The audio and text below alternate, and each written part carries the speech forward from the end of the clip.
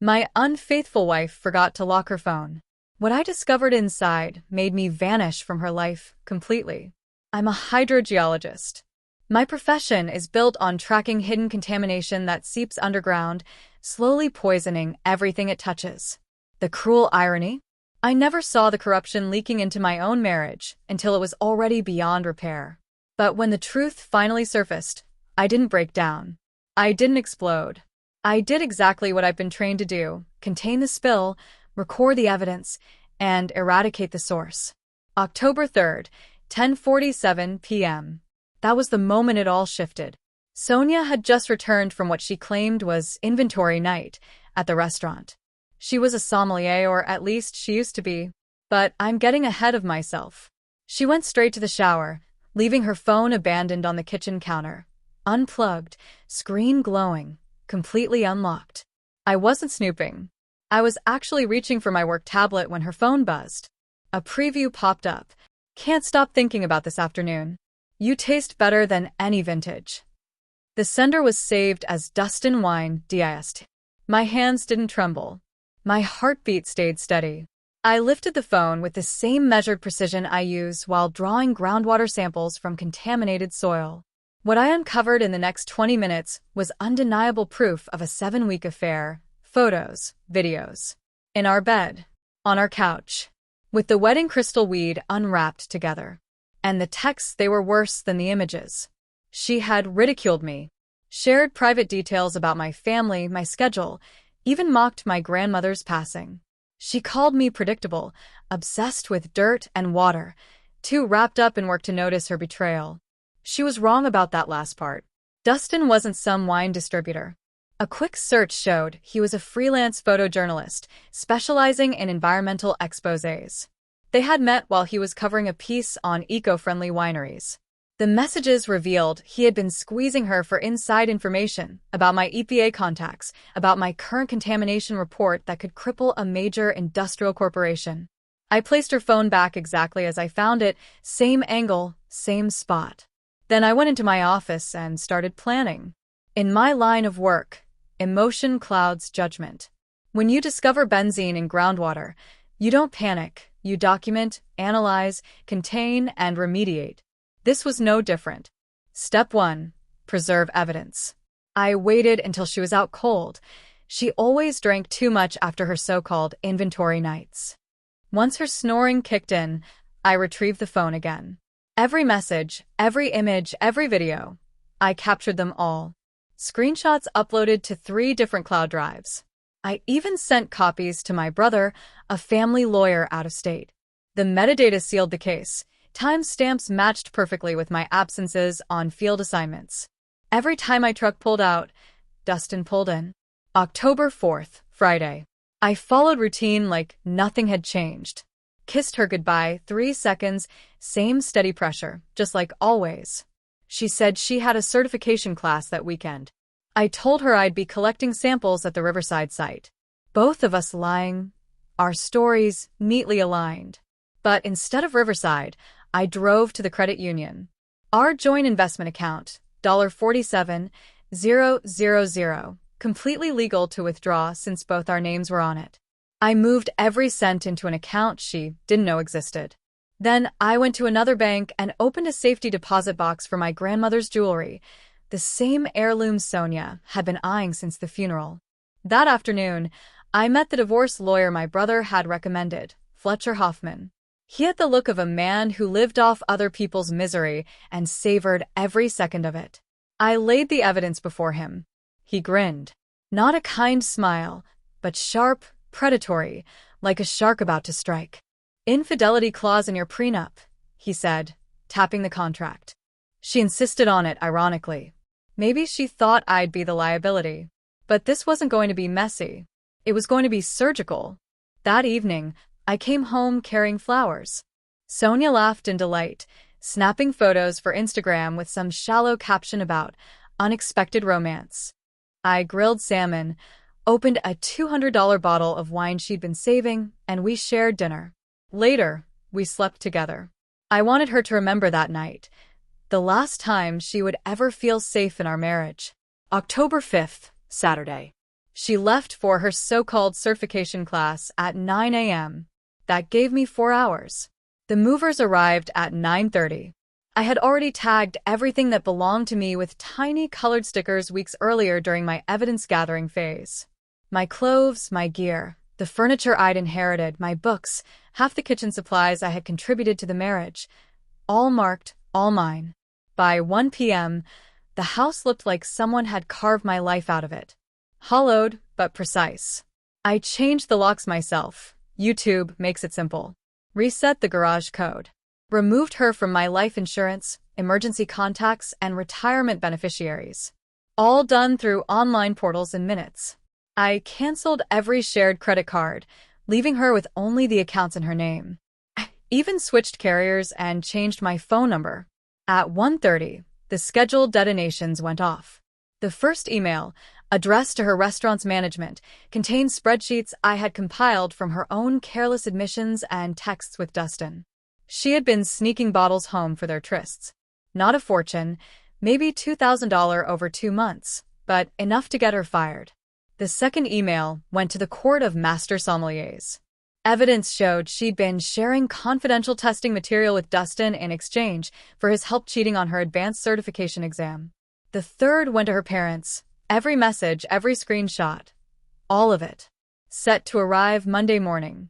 They had co-signed her student loans for culinary school. They deserved to see what their sacrifices had paid for. At 2 p.m., the divorce papers were filed electronically. Hoffman had pushed everything through, so I could file on a Saturday. In our state, I could submit without her knowledge and have her served within 48 hours. Then I was gone. No goodbye, no note, no explanation. I drove 800 miles to a colleague's field station, where I'd already arranged to conduct a legitimate environmental study. My phone off. Location untraceable. Just another contamination specialist doing his job. Update 1, the blast. 3 days later, my lawyer called with the fallout. Sonia had returned from another rendezvous with Dustin to find half the house stripped, the locks changed, her finances frozen. Her first instinct wasn't guilt. It wasn't self-reflection. It was panic. She thought something terrible had happened to me. She called the police. They investigated, but of course found nothing criminal. A man leaving his cheating spouse and taking his own belongings isn't against the law. Hoffman had already briefed them, confirming the pending divorce and providing documentation that I was safe and working out of state.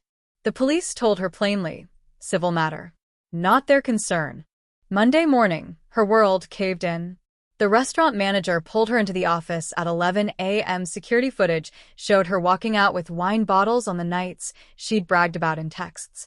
She denied it, then minimized it, then tried justifying it. None of it worked. They fired her on the spot, warning she was lucky they weren't pressing charges. The sommelier community is a tight-knit circle. Within hours, word spread. Her parents called at noon.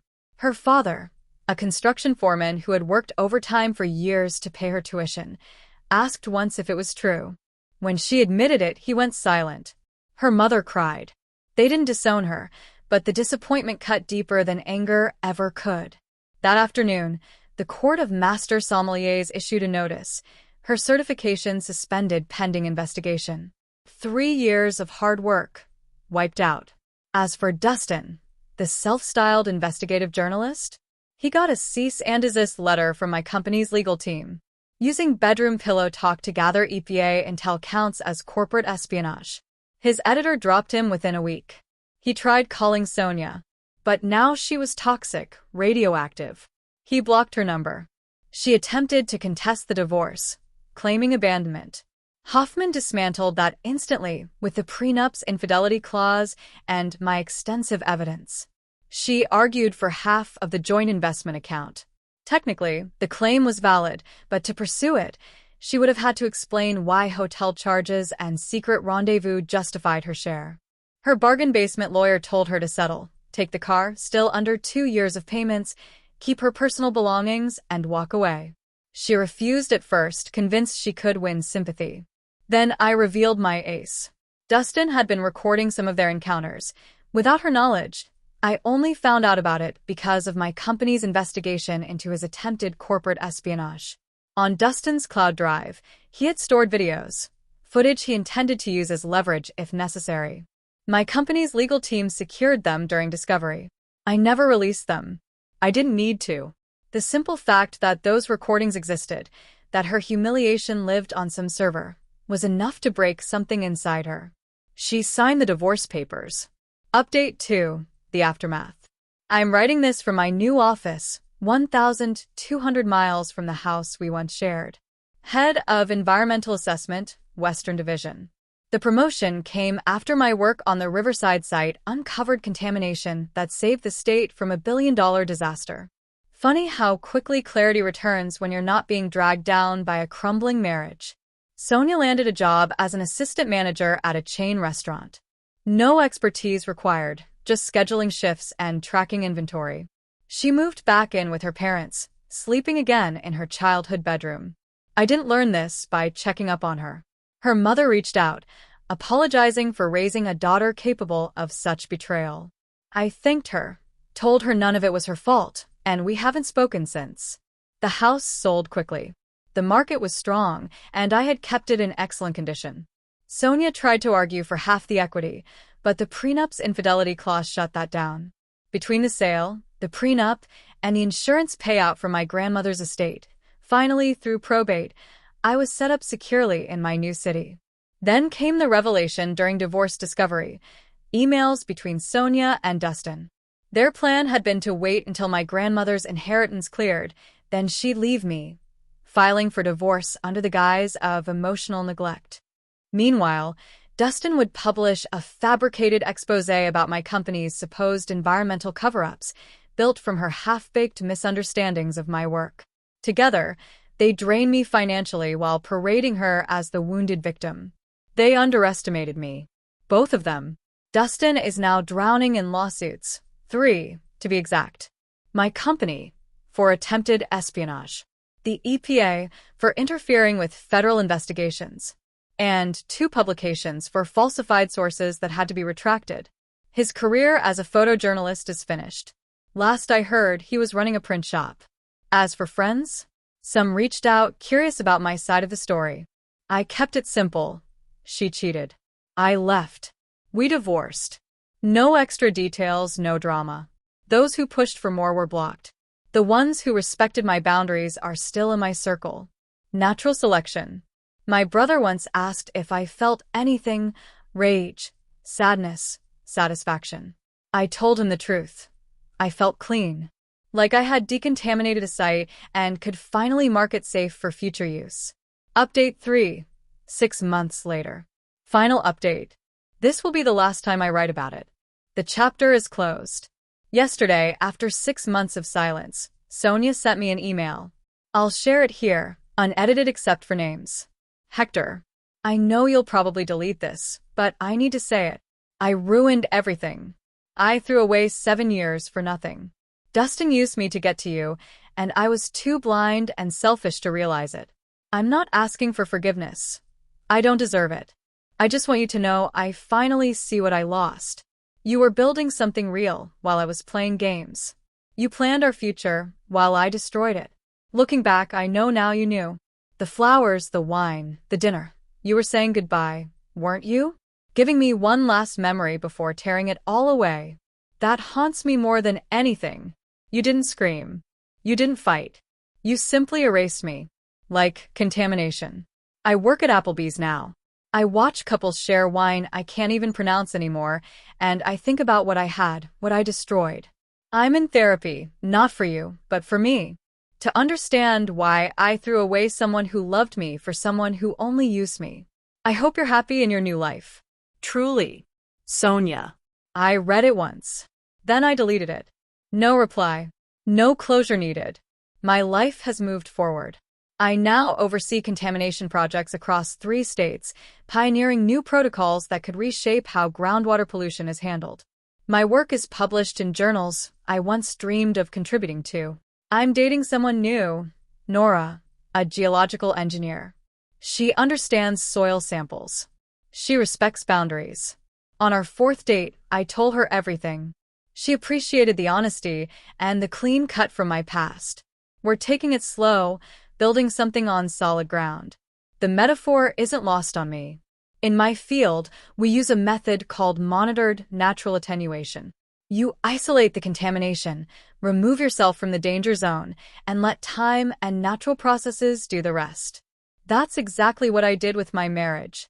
I didn't try to fix it, didn't bargain with it, didn't try to understand it. I contained it. I left. I let consequences run their course. Some call my approach cold. They're wrong. It takes heart to love someone for 7 years. It takes heartbreak to discover their betrayal. But it takes something entirely different to respond not with rage, but with precision. With calculation instead of chaos. I didn't break when I saw those messages. I adapted. I became the kind of man who could handle emotional contamination the same way I handle chemical contamination, objectively, strategically, and without mercy. Sonia thought she married a boring man obsessed with dirt and water. In reality, she married someone who understands the truth. The deadliest contaminations are invisible, silent, spreading beneath the surface until someone with the right expertise uncovers them. That's me. And I'm very, very good at my job. Edit, for those asking. Yes, the prenup was airtight, her idea, ironically, because she believed her career would out-earn mine someday. No, I don't regret the cold execution. Emotional outbursts are for people who haven't spent years building something just to see it burn down. Yes, I'm in therapy too. Not because I'm broken, but because precision instruments require regular maintenance. The inheritance from my grandmother was substantial, mid-6 figures. Sonia knew it was coming. The timing of her affair, right after my grandmother's death, wasn't coincidence. As for Dustin, his lawsuits are ongoing. My company doesn't play when it comes to corporate espionage. Criminal charges are still possible. Final thoughts. Someone asked if I won. That's the wrong question. This wasn't a game. This was remediation. You don't win against toxic waste. You identify it, document it, contain it, remove it, then monitor the site to make sure it stays clean. My site is clean now. The contamination is gone. The source eradicated. The documentation complete. And I'm building something new on soil I know is solid. That isn't winning. That's just good science. Warning, if you or someone you know is struggling with infidelity, please seek professional counseling. This is one person's story, not advice. Thank you for watching until the end. If you enjoyed this story, don't forget to like, share, and subscribe. Wishing you a great day.